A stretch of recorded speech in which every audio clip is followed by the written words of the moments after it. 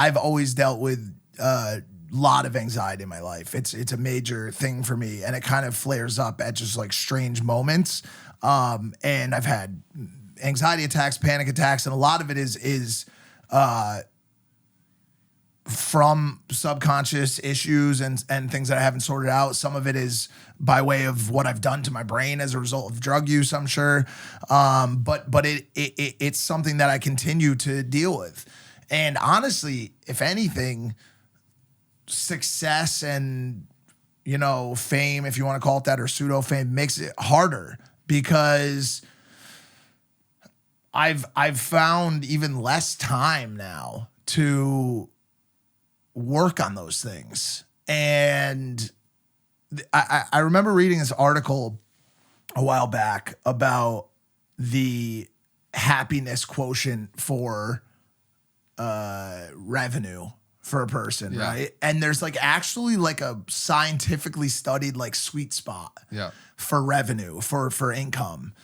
And it differs by state. But in Connecticut, I think at the time when the article was written, it was like $97,000 or something like that. As you creep below that sweet spot, you don't have enough money to take care of yourself and a family, nor do you have enough money to get the resources that you need for happiness, whether it be insurance or a car or whatever the things are that you need. And as you as you move drastically below that, it gets worse and worse. Right. And as you move above it, that you sacrifice time to facilitate earning this additional income. And as you move further and further away from it, that you continue to move further away from happiness in that direction. And so, of course, there's outliers. Of course, there's people on you know, the poles that break the system. But for the most part, the billionaires of this world spend their entire lives building brands and working for those brands. They become slaves to money, to business, and you see as a result of that, their marriages fail. Their kids do not get the time that they need with their parents.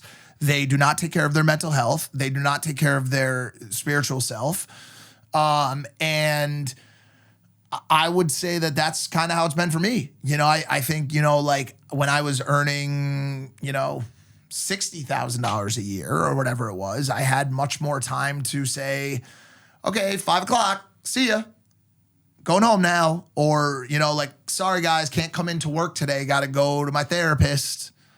And now, especially in social media and creator and always on content, there's none of that time. You know, there's just, and so this year in 2023 is the first year that because I've been aware of it for years, but this is the first year where I'm not taking no for an answer anymore. Unacceptable. This is the year where I'm saying, fuck that. There has to be time. And I'm not the first like creator to say this. Right. Like this is a very known thing. You do your first, you pay your dues, you do your 3 or 4 years, you burn out, you make a mistake, or whatever. You know, we've seen this a million times with a million creators. You realize, yo, this is not sustainable. And I need to find out a way to take care of myself at the same time. And so not only does money and success not solve your problems, in fact, it generally leads you further away from those solutions, which is, in the words of a popular rapper, Biggie Smalls, more money, more problems. and it's true, it really is.